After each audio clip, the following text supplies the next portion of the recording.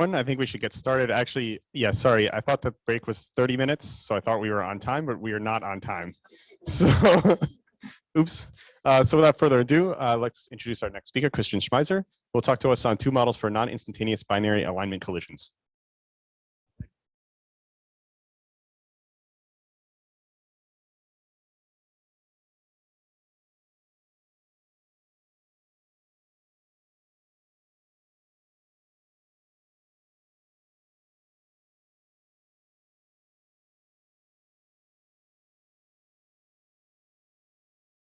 Better? Yeah. So then, audible thanks to the organizers, hopefully. Thanks a lot for me to being here. I will talk about joint work with a former PhD student, Laura Kanzler, who is now in Paris, and the former postdoc, Veronica Tora, who is now in Pisa. In the title, the important word is the non-instantaneous, and I want to start with a little bit of motivation why looking at non-instantaneous collisions. The first motivation is completely obvious because there's no such thing as an instantaneous collision in reality, right? All practically collisions take time at a certain extent. So it's just an idealization in kinetic theory that you talk about so-called hard collisions or instantaneous collisions. So we want to look a little bit at how can you make this assumption less rigid, or what happens, what can you do when you lift this assumption of instantaneous collisions. One has to say that for the classical kinetic models like the Boltzmann equation, the assumption is consistent, which what is done there, right? So the assumption of instantaneous collisions is in a way consistent with the Boltzmann grad limit.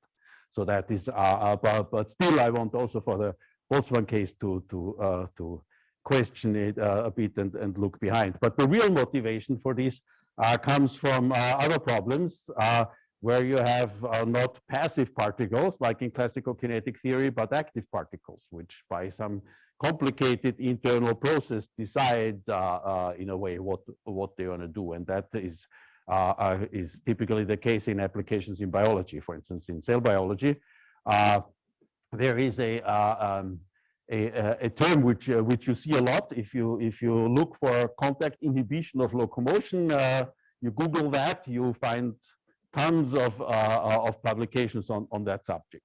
And it is just basically in the terms of kinetic theory, it is what happens when two cells collide.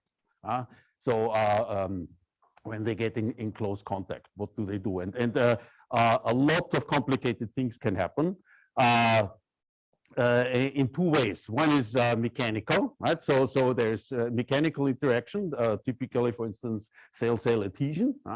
And that is already, when you think about cell-cell adhesion, it's already clear that can make collisions last for a while, right? You know, the cells get together, try to stick together, so they will stay together for a while until they separate again. But another thing is even more complicated and with lots of varieties is the cell-cell signaling, right? So cells, when they meet, they might exchange chemical signals, and that chemical signals then initiates various kinds of behavior inside cells. And in particular, so there's many examples where cells, when they get together, stick together for a while, then separate again in new directions, which they decide more or less by a complicated internal process. And I've just to show to you that I'm not making this up, but this is a subject actually talked about in cell biology. I show you these 2 papers taken from publications of biologists. And finally, a motivation many of you might be familiar with, because the standard application of kinetic theory, or one of the standard applications of kinetic theory in cell biology, is the run and tumble behavior of Escherichia coli, E. coli bacteria. So what they do is they move on a straight path, and once in a while they stop and wiggle around a little and then go a new direction. And that can be modeled very well by kinetic equations. But however, the typical example, the typical assumption there is that you assume that this tumbling behavior, where they stop and wiggle around, that this is just instant, that this doesn't take any time. So that the change going to a new direction happens instantaneously, which is, however, not it is approximately true, but not really, right? So the typical ratio between run times and tumble times would be 10 to 1. So the idealization of instantaneous direction changes is an approximation, but definitely not perfect. So what I will do now is I will my talk will has two parts basically. The first part is just some formal things, computations I did actually in the last 2 weeks since I was here, and it is about kind of extending the Boltzmann equation to a situation with non-instantaneous collisions. And then the second part will be actually about this joint work with the two people I showed before. So the first part will be completely formal, just introducing some of the ideas. And then the second part we'll have on a very simplified problem, this alignment model we have. I will show you some rigorous results. Okay, so how do we start? Well, we start with collisions between soft spheres. So that would be the idea, right? You have in Boltzmann, hard sphere collisions is the typical assumption. Now let's think about soft spheres. Well, so when the two spheres meet, they collide. And of course, if you think about spheres made of an elastic material, right, this is a very complicated process. So it's but too complicated for what I want to do here.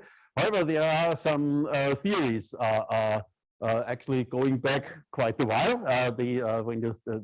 When you look up literature, physics literature about collisions of soft spheres, the name Hertz will come up a lot. This is the basic old theory for approximative theory for what happens when you push two spheres towards each other. It's actually just stationary. Right?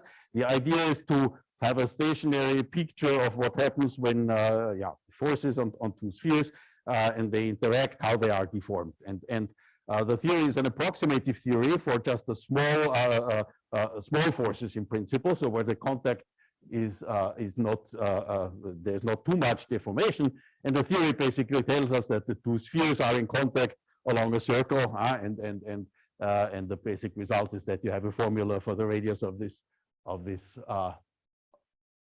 the length of this segment here, right, which is the diameter of this interaction circle as a function of the force the spheres put together. So you could, based on such a model, you could come up with a dynamic model by doing a quasi-stationary assumption, right? That you have at each, you have such a picture at each point in time, right? And then you could get some interaction forces. And something like that I will try to show to you.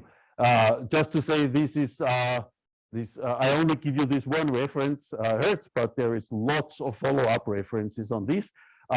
In particular, the people doing particle simulations of granular materials, for instance, right? So where then the interaction dynamics is described by some either viscoelastic or elastoplastic process. So this can have there's a whole big story about that. I only want to look at something simple. It's just when I have just elastic interactions. So let me and make the story simple. I don't talk about the shapes of the spheres or the deformed shapes at all. I just look at the center points of two spheres, x and x star, and they have velocities v and v star. And I just model the collision by a two-body problem, a standard two-body problem, with an interaction potential capital phi here. And I, as a parameter, I have the diameter, as usual in kinetic theory, the diameter sigma of the unperturbed spheres. That is my parameter here. And so when the when these 2 points are closer to each other than this sigma, then this dynamics happens, right? It's only when this is dissatisfied. So when the spheres are in contact, then you have this the standard two-body problem dynamics. And of course, now we have to make some assumptions on this potential here in order that well, the expected happens, right? When you push the spheres together, they get closer together and then they separate again, and all that should happen in finite time. And these assumptions which I wrote here are sufficient for that. So as a normalization, we take that the value of the potential is 0 at when the spheres start touching, right? The argument 1 here means that the spheres just starting their contact. So there we take the value of the potential 1, and we assume that the potential goes to infinity when they get too close, right? When the distance goes to 0. And and to make life simple, we can assume also some monotonicity. And in this case, it can be shown that this dynamics leads to what you expect, right? They go together, get close, and then they separate again. Okay, and then we say the collision is over when we have equality here again. Yeah, just standard two-body problem. So you have total momentum conservation, total energy conservation in this ODE process. Nothing surprising here. Now, yeah, eventually, I want, as usual, Boltzmann-Grad limit. I want to think about the Boltzmann-Grad limit. So sigma will be actually a non-dimensionalized small quantity, I think of. And now small sigma here, you see everything is mixed up a lot. So to make things a little cleaner, I do the standard thing which you would do in kinetic theory. I give a name to this normalized distance between the 2 points. N, I call the normalized distance between the 2 points. And so we are talking about N inside the ball. Okay, so different from kinetic theory, I'm not only interested in N on the sphere, but now the points can get closer together, so we are N inside the ball. And you see with this new variable N, the ODE system between for the 2 velocities and this N, now it becomes cleaner, right? The sigma only appears in front of the derivatives, but there's no sigma here on the right-hand side anymore. Okay, so that shows this. What do I have? I have just a fast process here. The collision process is fast. Yeah, maybe I should go back and just say a word about why I put the sigma in these places here. Right? So of course here it's that the process is local, right? It is only for x star close together. That is one thing, and the other thing that it should be fast. This is the 1 over sigma here. Okay, and that leads to this ODE problem. If you also look at here, x and x star do not appear anymore. As a singular perturbation person, I would say v star, and n are fast variables here, whereas x and x star are slow variables, right? X and x star, they don't move much during a collision. No? They're, but these other variables move fast. So initial conditions, of course, this is well known to all of you that initial conditions are a pre-collisional state. So you take as initial conditions that you are on the sphere with the N and this inflow condition. And I will say in this situation that N is in S2 minus, right? So that the minus here is for inflow. And then, as I said, with the assumptions on the potential which we had, the process ends in finite time. The finite time I call sigma capital T. And then at the end you get then a post-collisional state with the opposite inequality here. I wrote the finite time as sigma times t because then it's easy to see from these here that the capital T is actually independent of sigma. Right? So this is really this short time which I said. And now having this preparation, now I write the kinetic model. So the idea for the kinetic model is the following. I assume that I have two types of particles, either free particles, just free flowing, or pairs of particles just involved in a collision process. Okay, so I keep the what we know from the Boltzmann equation, that we have binary collisions. Actually, here this is a simplification, right? In the typical Boltzmann setting with hard collisions, we know that higher order collisions have probability 0, right? They don't need to be taken care of.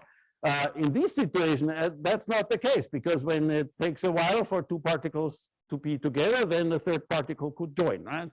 However, I want to be in a kind of still regime of small sigma, of Boltzmann-Grad limit, and there it is an approximation to say there's only two. When the collision only lasts very short, then there is not much time for a third particle to join. So it's a reasonable approximation to stay with just binary collisions. But however, this is something also maybe to be discussed and extended in the future.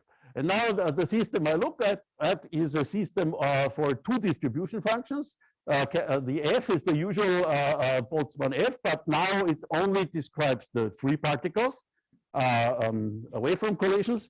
And then there is this little g, and I already scale it with sigma again. It can be expected to be small if collisions only last short. And it depends on all these internal variables, on the position x, v star n. So instead of x star, v star, I immediately use this n, which I had before. So it's x, position x, n is the relative position, and v star.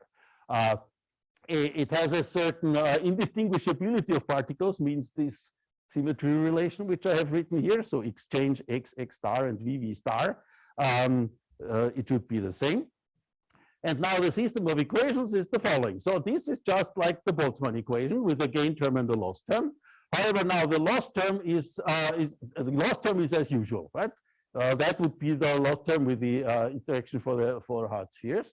But the gain term now comes from the g, right? Is collisions gain of free particles is ending of collisions. So here you have the g, and the equation for the g, it has no source terms. The g is just a transport equation in the whole space where g lives. And I separate the x dependent. Remember, I said x is a slow variable and the others are fast variables. And this you see here, there's the sigma in front of the x gradient, and the capital V I have defined here, right? It's just the right hand side of the dv star n. Question?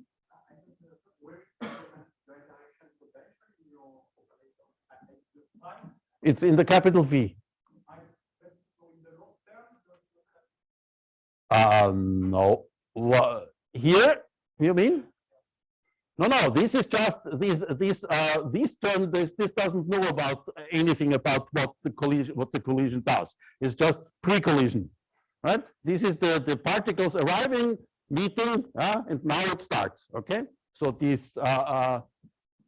There is no, here is no information. The only information on the V and the interaction is here, okay, in the capital V. Now that's the equation for the G, and this is just now on a domain with boundary. And the boundary is the sphere for n, right? Is n equal 1. So you need inflow boundary conditions, and these are the inflow boundary conditions, right, for G.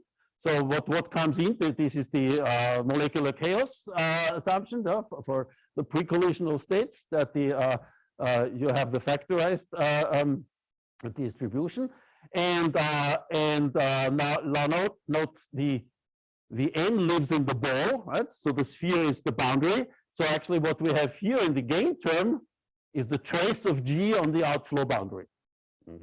And that creates quite a mathematical difficulty, I think, right? I didn't even try to do any math on that so far, but the fact that you have that you evaluate that you need the trace of this G is you will see in the simplified problem afterwards that creates quite some mathematical difficulty.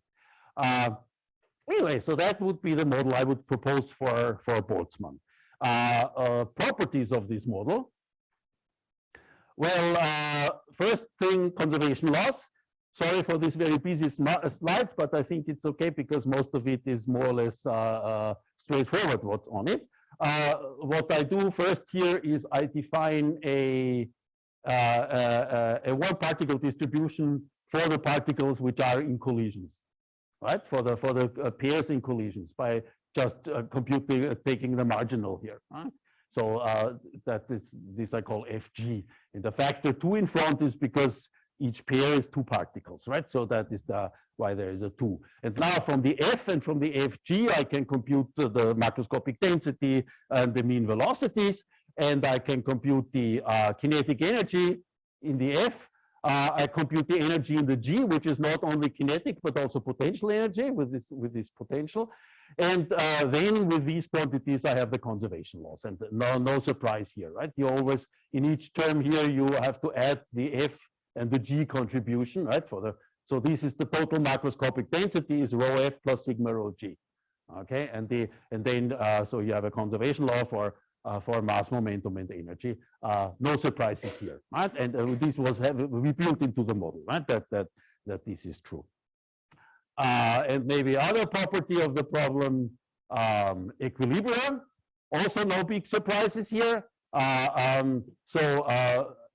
Maxwellian for F is an equilibrium, and for G we just have the product of 2 of those, okay, V and V star, but you also need the internal energy term. There is some consistency across beginning and end of collisions because the capital Phi is 0 just at the boundary, right? So they that works well with each other, and this is an equilibrium. I said I just started to play with these, so sorry, I'm still hoping for some entropy, but I didn't make it. Somehow the computations have been too complicated for me so far to look at. I would hope that the logarithmic entropy works, right? Some combination of logarithmic entropy of F and G as an entropy here, but I've just not been able to figure out the computations yet, and there is something strange. So I'm not sure there, right? But that would be, of course, important if you want to do some theory on that. Okay. So I think that was, oh no, that was not it quite. Now, one way of rewriting this system, yep.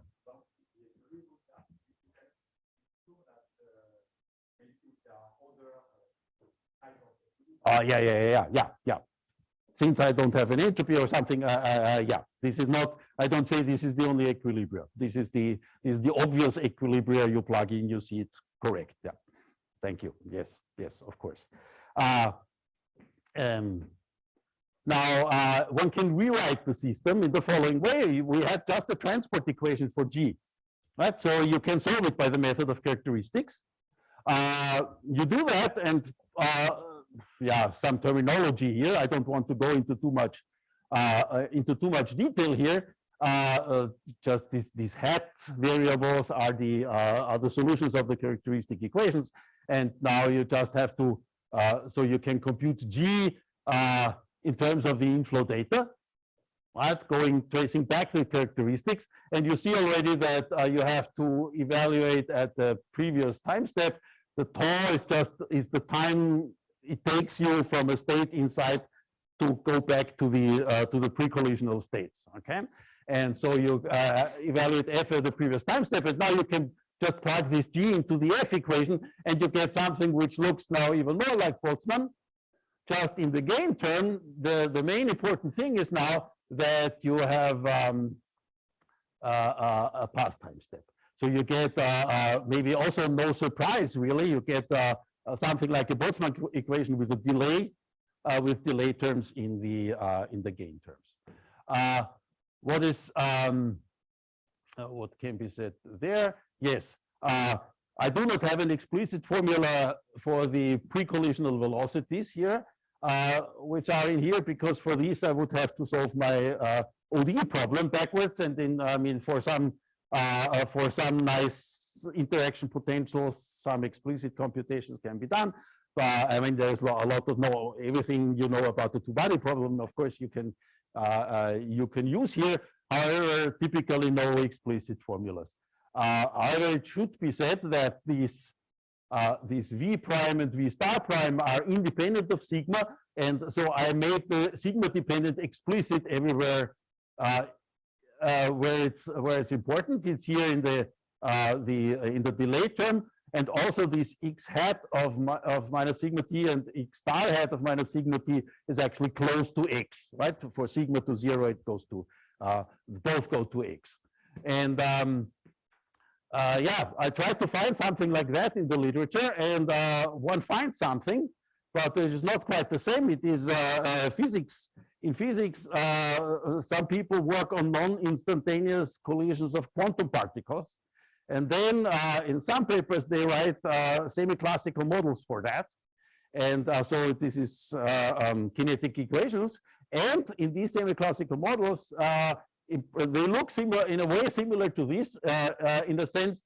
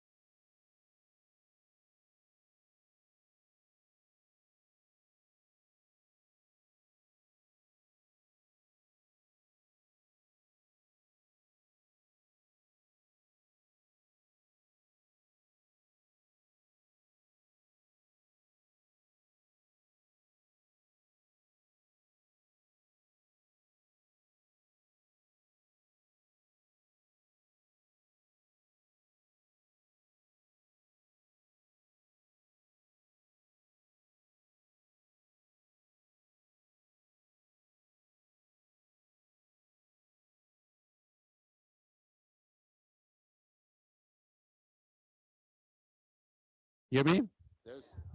Yep. Hear me still? Yeah.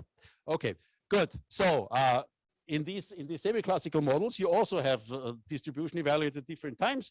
And then what they actually notice in this paper that for this equation by itself, you do not have the conservation laws, right? So the F alone does not satisfy the conservation laws. No surprise for us, right? The G is missing, the G contribution is missing.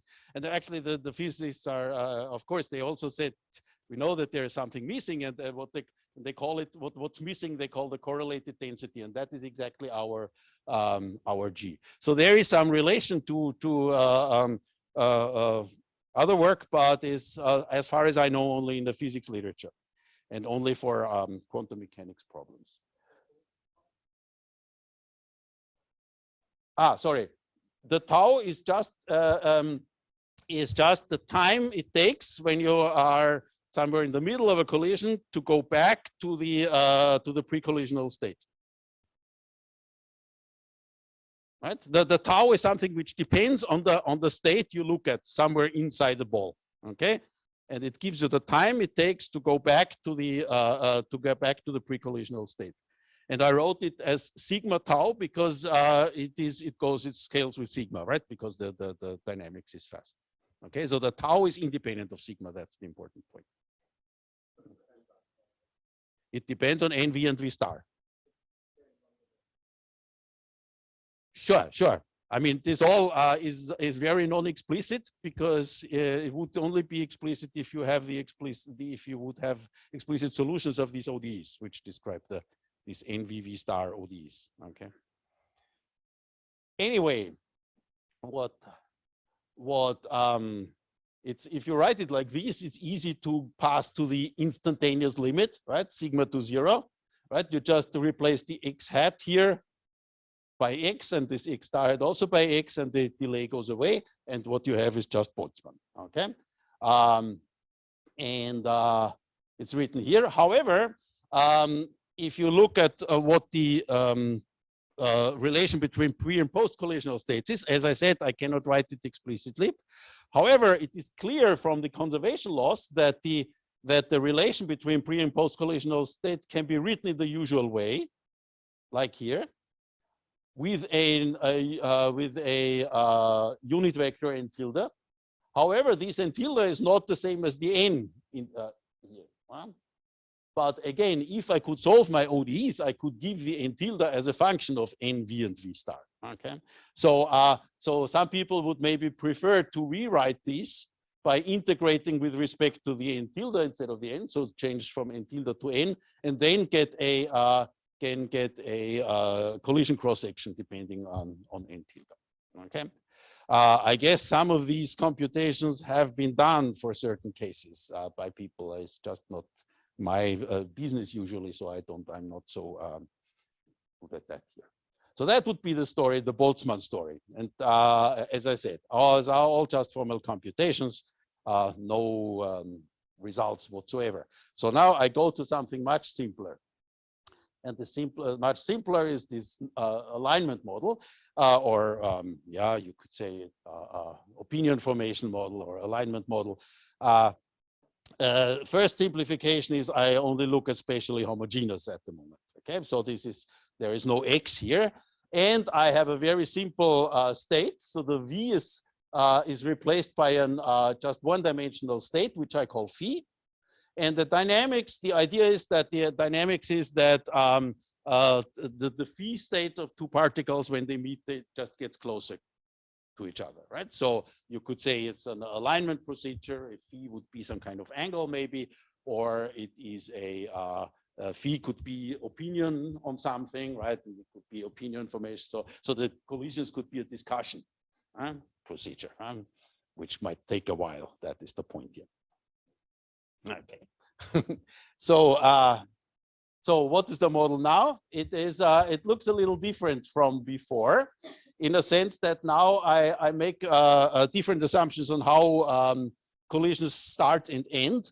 I just say this is at random times. So the collision starts at random times, okay, and it also ends after. The collision time or discussion time, I assume just Poisson distributed, right? So it's that's random. So what you get here now in the G equation, if we start with that, you again get such a flow term, a transport term. Now this is the transport velocity here, right? I said it's just phi and phi star moving towards each other. But now you also get, instead of boundary conditions, you get source and sink terms. So the gamma is the parameter for the Poisson process to end the discussion, and the lambda is a parameter for the beginning. And so the model is rather straightforward to write down. Okay, no surprises here. You see, if you integrate the second equation with respect to phi star and add to the first equation, or 2 times that and add to the first, then all the terms on the right hand side go away. So you still have, so that's the mask conservation here. Now it's very easy to show that this problem has to do an L1 theory for solutions here. That is rather straightforward. And its solution is global because mass is conserved, so the L1 norm is conserved. So that is very easy. Now the problem is also very easy in another respect. If you look at moments, you see that actually the moments satisfy closed ODE systems, right? So you can compute the moments without solving the problem. And so, for instance, for the masses, you get this nonlinear system of 2 equations. And actually, you add the 2, you get or you take mf plus 2mg, right? You get constant, so you can reduce it to 1 ODE, which you can solve explicitly and get a long-time behavior, for instance. So you know that mf, mg converge to steady states, which you can compute explicitly out of the initial data. The same for the first order moments. Here it's actually linear, and so again you can solve explicitly, get the corresponding results, and that allows you in the end also to compute an average state. And the average state you can interestingly is the same for the F and for the G. This just comes out of the formulas. Okay, and now you look at second order moments. So you look at the variances of F and G, and then you need and also an additional second order moment. And again, you get the set of ODEs, which is closed. Now here it's because it's three quantities of 3 by 3. So to analyze that, you have to work just a little bit. It is a linear system, as you see. It's linear in the V's with an inhomogeneity here, but the inhomogeneity tends to 0, right? This is just the definition of the phi infinity. So you just analyze the linear part. The coefficients depend on time, but their limits t to infinity form a stable matrix, a matrix with only eigenvalues which only have negative real parts that you check by the Routh-Hurwitz criterion. And what you get in the end is that all these second order moments go to 0 exponentially. So that clarifies also the long-term behavior. It's what is expected that F and G converge to delta distributions. Everything concentrates on this average state.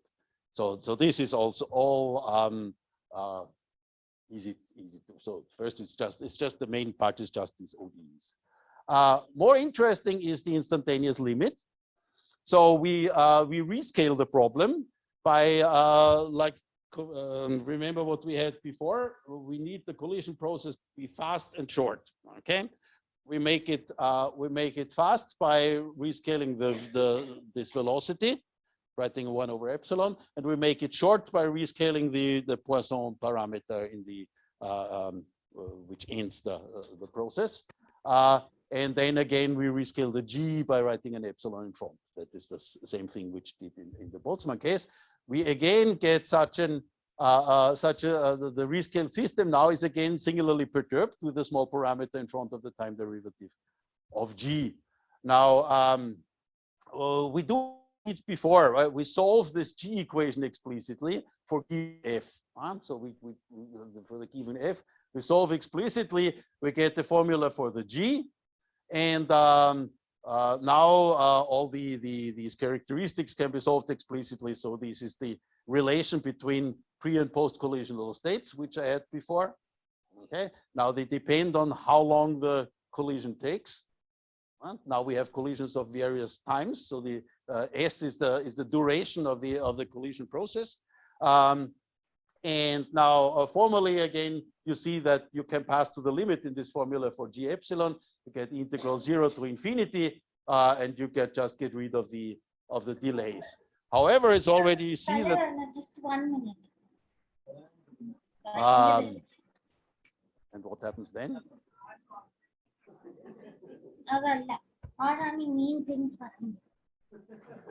Okay. The limit is a little subtle, right? Because formally we get rid with epsilon 0 of the delay. However, we see that we have delays of lengths up to t over epsilon. So this epsilon s is not uniformly small. However, we can expect that it has to do with the decay here. See, if we get very large s's, give us big arguments, phi prime and phi star prime here. And so if f decays, so we can hope that it's okay. Okay. But to do it rigorously is surprisingly difficult. I mean, it's not can be done as you saw, but it has some difficulties. So here is the result. The result says if with assumptions on the initial data, you need the finite second order moments, you can actually pass to the limit. You get for F, you get weak convergence in L1 with respect to phi uniformly in time, locally uniformly in finite time intervals.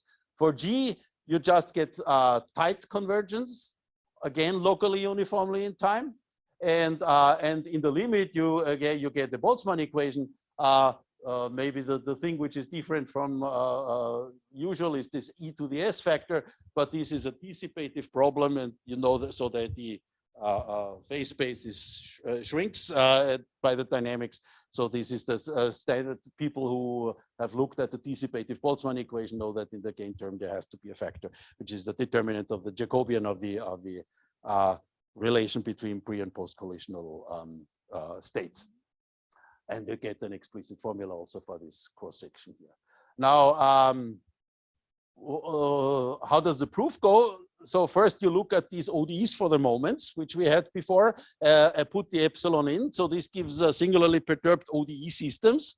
And there's a lot of theory for that. You just look up the theory. So there's rigorous results. And the main result is that these moments are uniformly bounded in epsilon.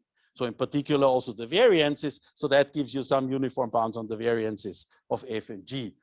Next thing is then you realize that the right-hand side of the F equation is actually bounded in L1. So you get a, so you get a uniform bound for the time derivative of F. So that gives the locally uniform in T in the end by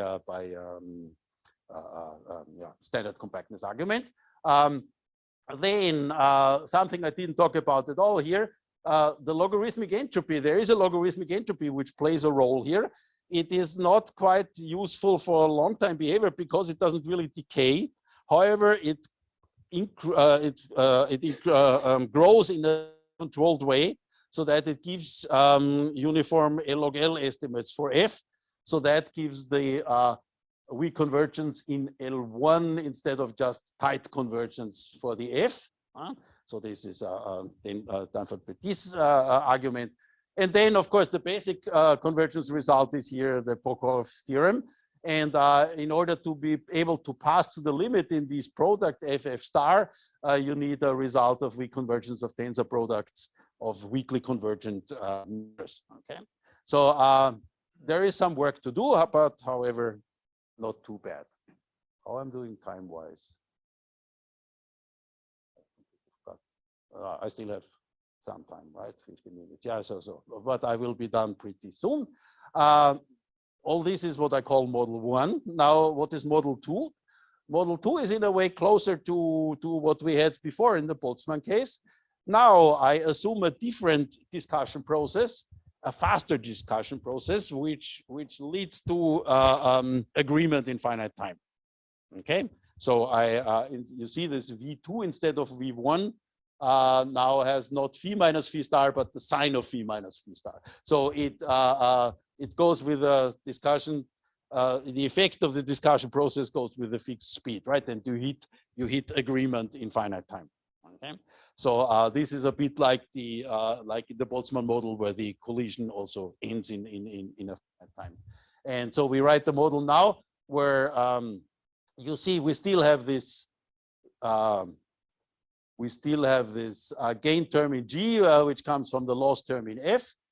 But now the gain term in F is what comes out of the discussion, and that is something on the diagonal of the phi star plane, right? Because we phi is equal phi star. So the G bar here is just G evaluated on the diagonal. And there's a 2G bar, and actually the interpretation of this gain term, it is the sum of the two limits approaching the diagonal from both sides, right?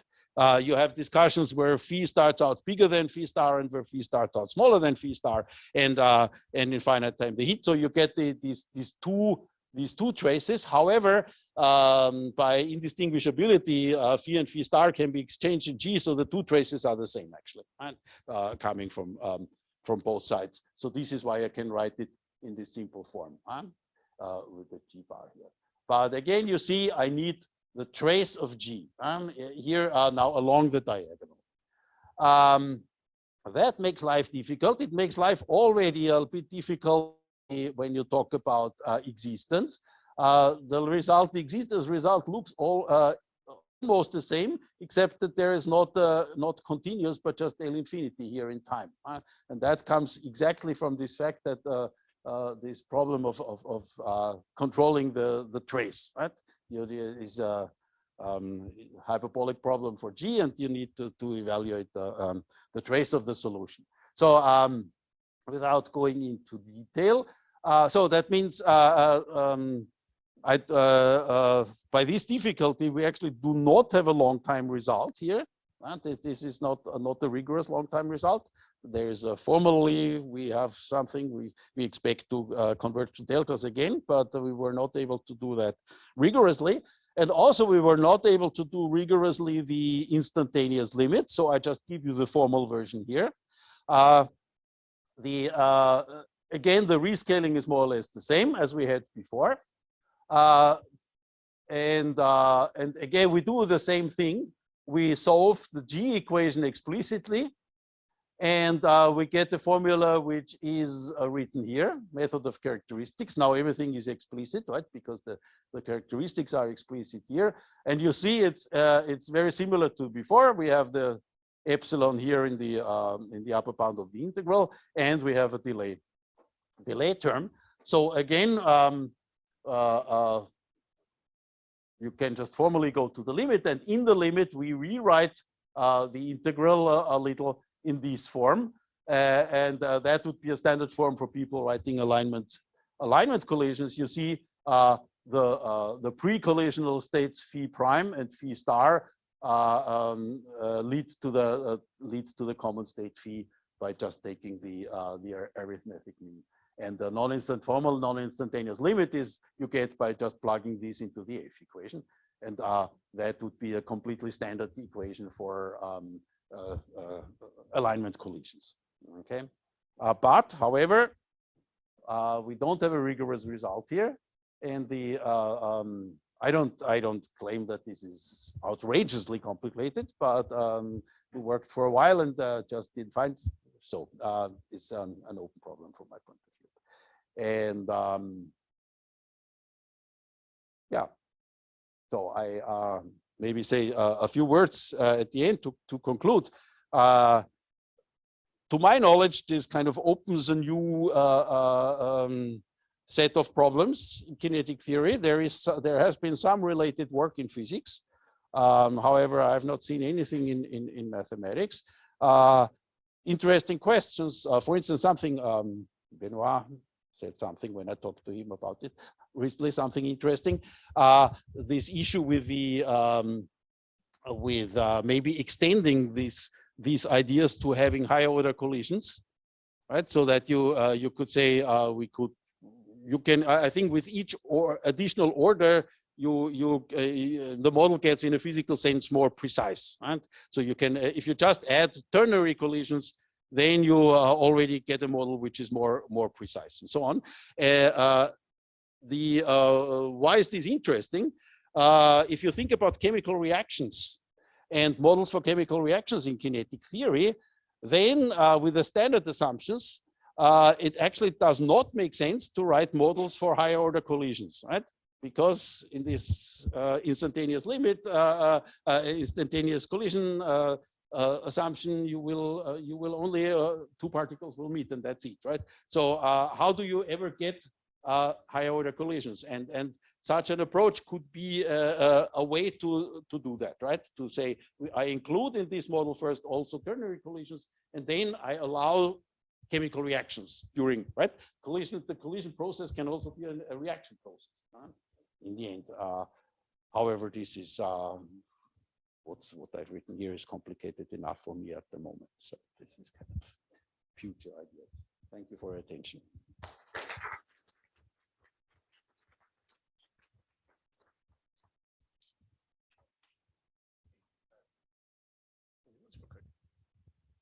Okay, great. So thanks a lot for the great talk. Are there any questions? So in plasma physics, when we look at collisions, we also make the assumptions of binary only, even though we shouldn't maybe. But, and then we do all the real Coulomb potential, and at the end we say, oops, it's diverging. So then we cut off after the fact at the Debye length. And now I'm thinking we could do it your way of considering a finite distance potential that we cut off at the Debye length and rederive what you did here. Yeah, but I'd be curious to see what happens. Yeah. Right. Of course, I could for the V, I could just put Coulomb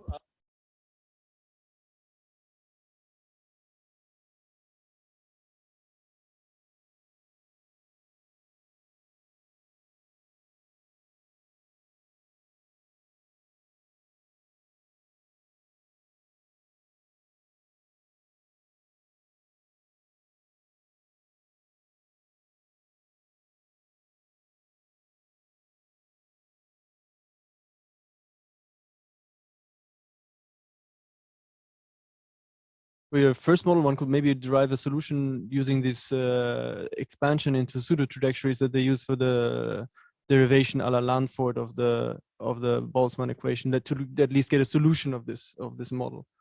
Is that maybe something that can be done? Or? Yes, maybe. I cannot answer any of those, right? As I said, I started more or less last week just writing this down. So I have not tried seriously to think about any approaches to do math on that.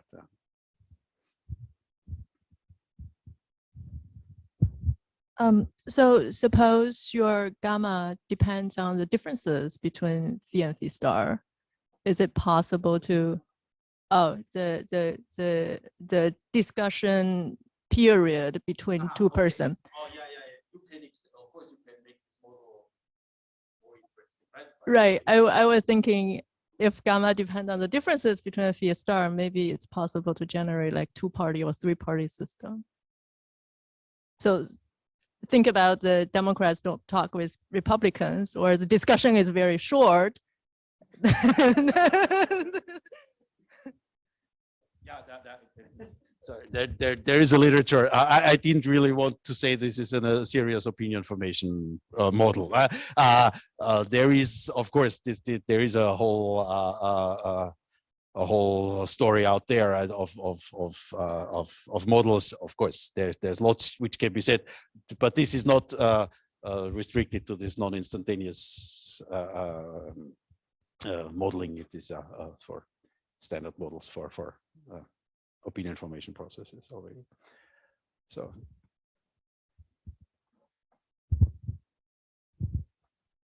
So I was wondering, I mean, going back sort of to the original model, right? So you have sort of the model you proposed where you have sort of a kinetic equation, then you have this G equation in addition to that, and then in the limit you get like the classic Boltzmann equation, right?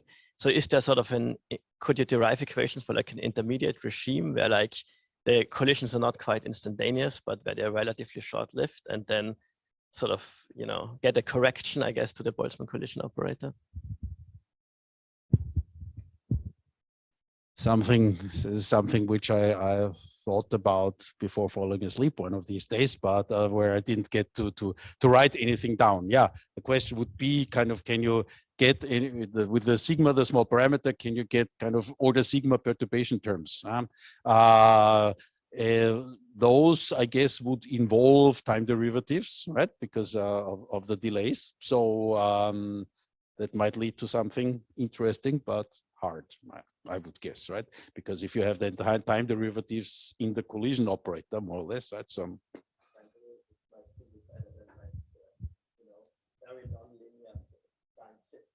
Oh yeah. It might, yeah. But definitely, yeah, I have vaguely thought about what you said, but not doing anything really. Just about your looking at the entropy at the beginning. I don't know if you have in mind, there was a paper of Salvarani where he solved the conjecture of Cercignani about characterizing the collision operator that would conserve mass, energy, and have an entropy.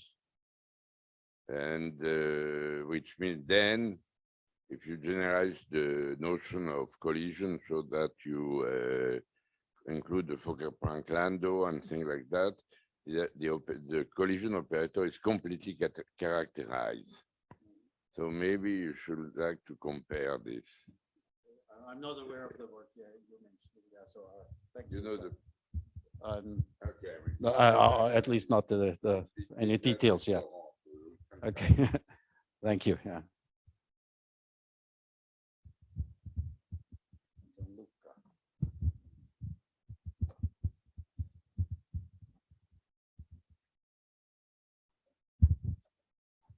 Thanks. What do you expect from the macroscopic limit of the first Boltzmann model that you write? Because I don't know what to expect.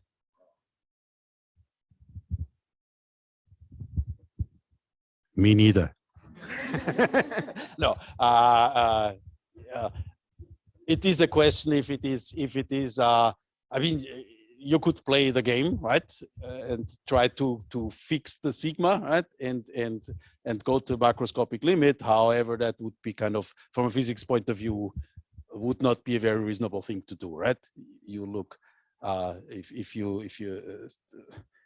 that would mean that the size of the particles is macroscopic in the end. So that is, from a physics point of view, I think this would not make too much sense. But yeah, I don't know what would happen.